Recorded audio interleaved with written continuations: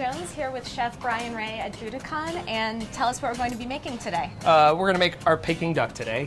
Hello. Hello. Can I shake its hand? Of course. Hello. So what's been done to him so far? Nothing. This is how we get it. This is a Long Island Peking duck. Okay. It is a Buddhist style, which means it's non-eviscerated, which means it's intact. We're going to clean them up a little bit. In the process, these will just burn if you left them on. Okay.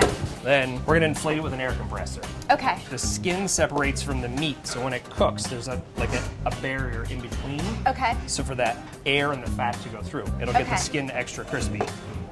So we do it. So you need that for the fat to render so that the skin crisps up? Exactly. Okay. So we use this. I'll hold on to it. All right. You push that button down. All right, just like that? Go for it. Wow. Wow.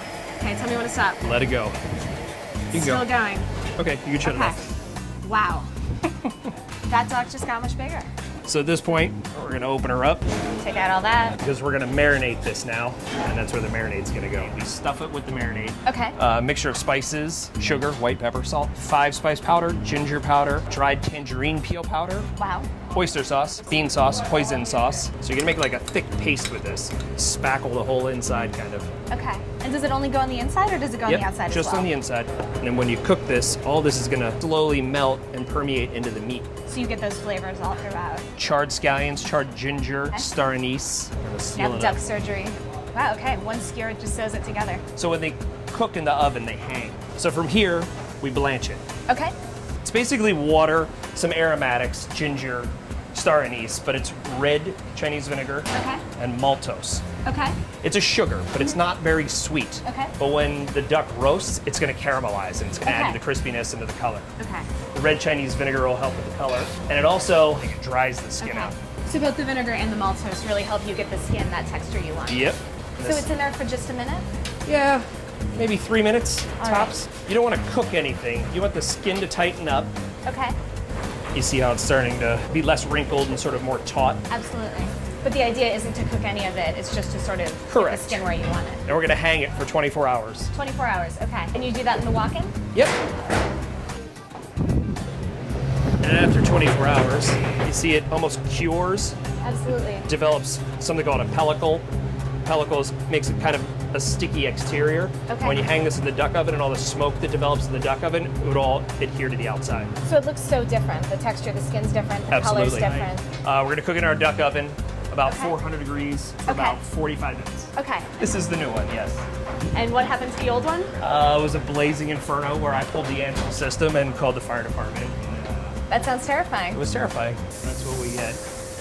The color is so beautiful, sort of that caramel brown all the way through. Yeah, absolutely. It's almost like it's fried a little bit after it's roasted, after it hangs, after it's blanched.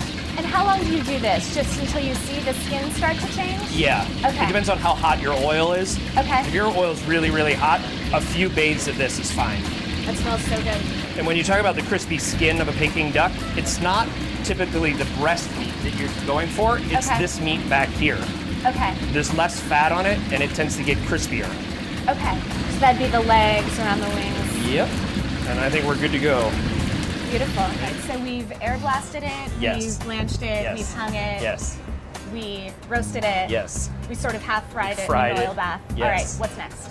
And now we're gonna eat it. We removed the skewer that we put in. So all that marinade and seasoning, Wow. that's Hello. what you get. So that's been in it the whole time. And you whole can time. smell it. It smells Yeah. amazing. And now do we serve it with the head on or head off? Head off. Okay. So like I said, this skin is really the skin you're gonna go for first. You can hear it as you cut it open. Like you can hear it crackling. Yeah, it takes 4 people from receiving it in the morning. We have a butcher at night. He breaks it down, inflates it with the air compressor. Then during service, the meat station, they will cook the duck, and then the wok station, they will reheat the Frying duck up the duck. and Okay. break it down. And then start to finish, it's a little over a day. Yeah.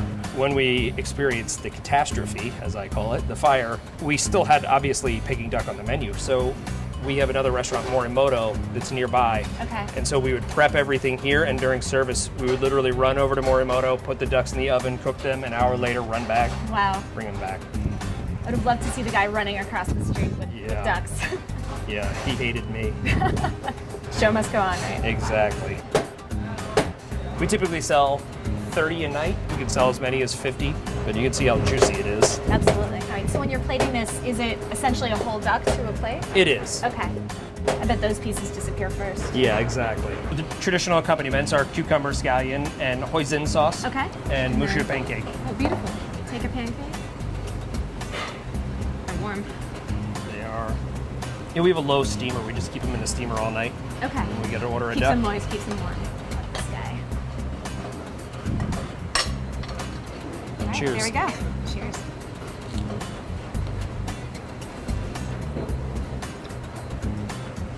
That's delicious. Mm-hmm.